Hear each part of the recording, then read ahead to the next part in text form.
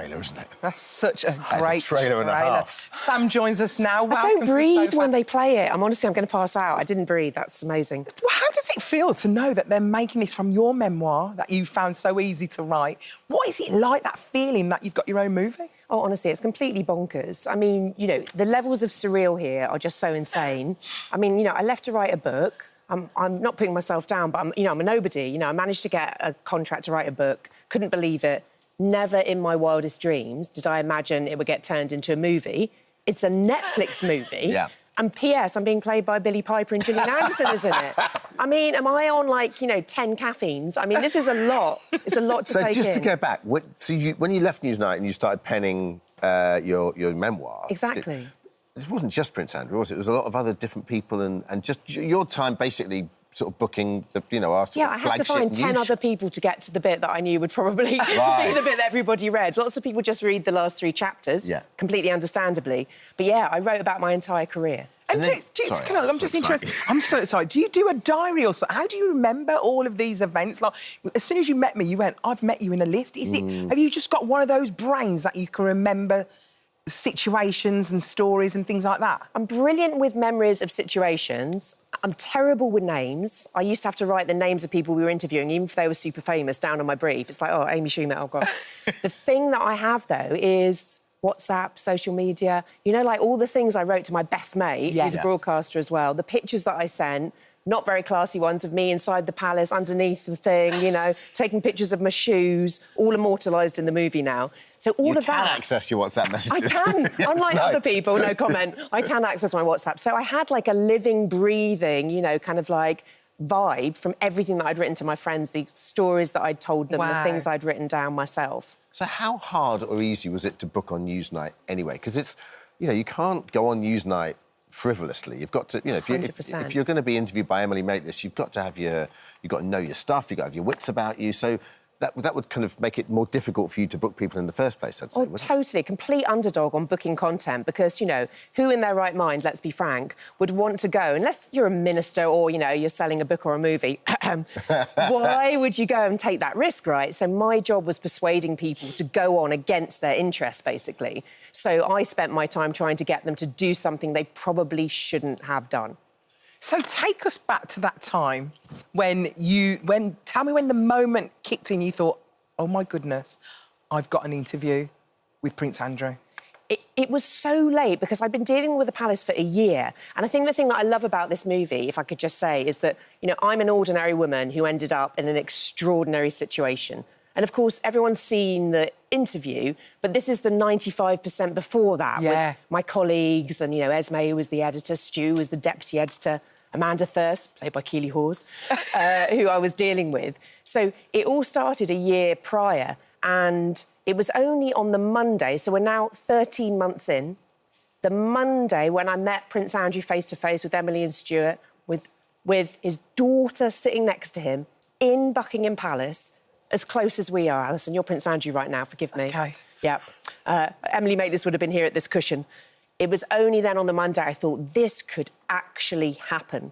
And on the Tuesday morning, they said yes. And I dropped my phone. I could not believe that they had said yes. So for that 95% of the film, are we seeing people telling you shouldn't be doing this or you can't do it or what are we going to get from it? Or, you know, so... Well, I mean, to be honest with you, it's a story of journalism, you know, to be pretentious momentarily, you know, aside from me being played by Billy Piper, which is hugely thrilling for me, you know, this interview did something really important and the story of how it happened is the thing I get asked. Yeah. How did this happen? Why on earth did he agree to do it? And it's a story of women, to be honest, not to alienate you here, Dermot, forgive me. But, you know... I know many women. Many women, exactly, you know. Very important in my life. Exactly that. Women journalists and Amanda Thirst, the private secretary, Esme, played by Romola Garai, who was the editor at the time. Of course, the icon that is Emily Maitlis and Gillian Anderson, 2 icons. Yeah. But the story of how that came about, obviously, is 95% of the tale in my life, and the interview is 5%, and the movie reveals all of that. So how much input did you actually have? I know you was the executive producer. So are you, like, going on set every day? Are you friends with Billie Piper now? Listen, I'm not going to lie to you. I tried to keep it classy and I seriously failed. Yeah, so I'm an executive producer. I thought that meant really, like, just sounded posh. But in truth, it meant I was involved right at the beginning, the screenplay, the screenwriter. I went on set first week once, keeping it classy. By the end, I was on every day. Yeah. It was so much fun. Oh, it was so fun. And also, I offered to go by public transport. They're like, there's a driver. I had a driver. I was pretty excited about that. You're living your best life. I was living my best life. Someone brought me a coffee. Like, the exec thing is interesting because a lot, you know, whenever it happens, it's like, yeah, all that great stuff, but also with that comes quite a lot of responsibility as well. I mean, I feel, you know, I do feel a big responsibility because, of course, it wasn't just me. It was a team of people. Yeah. There's other people represented here. You know, Amanda Thirsk represented, who lost her job after this happened. She was his chief of staff. Prince Andrew himself, Princess Beatrice, and, of course, the people who were affected by these allegations, which, of course, he denies. But, you know, there's a lot of people involved here, and you're enjoying yourself, of course, but it's a very serious responsibility, and I love that Netflix have been by my side during that serious responsibility. Obviously, you raised it there. Also worth stressing, Princess Andrew's response. Prince Andrew has always vehemently denied wrongdoing and has claimed to have no recollection of ever meeting Virginia Giuffre. Casting-wise, where did you start with? Did you start with a blank sheet, or did you always have the idea of Billie playing you, or and Gillian, you know, playing Emily? Because I mean, God, I know. Because obviously, we've only just met you, but just looking at her mannerisms there, the walk. She's such a great actor anyway, isn't she, Gillian Anderson? But we all know Emily Maitlis. She's sort of part of the fabric of, like, if you're into news, you know Emily and her style and her mannerisms and, you know, her, sort of how she speaks and stuff. And she looks like she's absolutely got it. It's like putting together a jigsaw puzzle, the same with Billie and the same with Gillian. I mean, you know, Emily's an icon.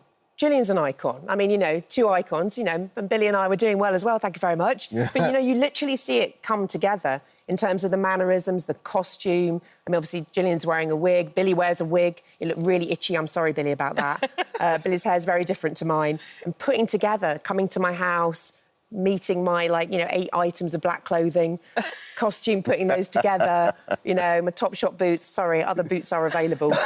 But you start with nothing and you build a jigsaw puzzle, and by the end, and that's why I'm not breathing when I look at that trailer, I mean, people could not tell us apart. I'm on set and people are shouting, Billie, why are you here? And I'm like, I'm Sam.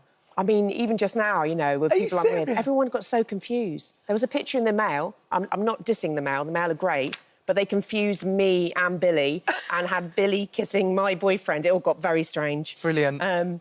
But yeah, it's uncanny, and the effort and the work that's put into it is mind-blowing. Do you think it helped that you had Philip Martin, who obviously directs The Crown? Did that help the situation? Because he knows how to deal with the royals, and it looks beautiful, doesn't it? Doesn't it look sensational? Yeah. I mean, Philip's amazing. He had worked on The Crown, and I felt much happier having him because I felt he had an understanding of the mix of seriousness, of course, it's a serious issue, but also the frivolity of being in a newsroom. It gets a bit aggro now and again. You know, there's lots at stake. I obviously don't dress in a particularly serious way, you know, and I have quite a high personality. Yeah. So he was so good at marrying the beauty of his vision with the seriousness and the frivolity, if you like, of making a piece of entertainment. Because after all, we want you to enjoy it. And that's, I think, what's so sensational about Philip. Has that been an issue for you? Like being... Because, you know, I've been a little bit around news. You dip your toe into it. It's quite serious and can be quite dour and doesn't have particularly an awful lot of sense of humour. And like you said, you're quite extra. So I am quite extra. Right? I think you can take the quiet out of them. So do people underestimate you? Have they always underestimated you because of that? Because I think so. Dressing in black and such. Do you know what I mean? Yeah, I think so. I think one of the reasons I was really successful at the job actually was because people did underestimate me. It's been that way all my life. I started as a criminal defence barrister. You know, people would look behind me when I went for meetings at banks looking for Sam, not understanding that was me. Yeah. And I've never really capitulated to changing who I am. Right. In the nicest possible way. Why would you? Leave Absolutely. It. Absolutely. And it is really nice to be able to just enjoy all of that. But you're right, the line between fact and fiction, as someone who's always dealt in fact, and if you don't get it right, you could get sued. Yeah. That kind of merging has been something that Philip and Netflix have kind of held my hand through because I'm so used to everything being 100% accurate. Sure. And this is drama, so it's a merging of the two worlds.